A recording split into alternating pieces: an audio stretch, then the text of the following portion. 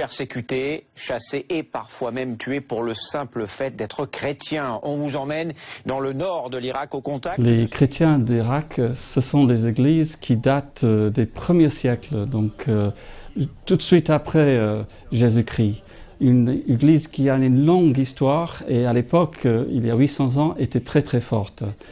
Il y a juste 10 ans, il y avait 1 300 000 chrétiens en Irak et aujourd'hui, il ne restait que 300 000 il y a que quelques mois et aujourd'hui, après ces événements, peut-être une centaine de mille qui restent.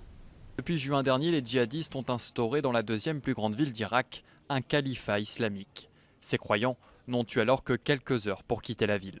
Les chrétiens de l'Irak, et surtout dans la région qui est sous contrôle de l'État islamique, sont pris en cible.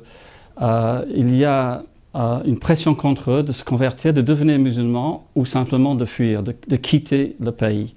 Et ces chrétiens refusent de renoncer à leur foi et donc on les chasse de la maison, on vide leurs poches, on prend toutes leurs possessions et ils sont expulsés de leur ville, de leur maison et chassés dans le désert.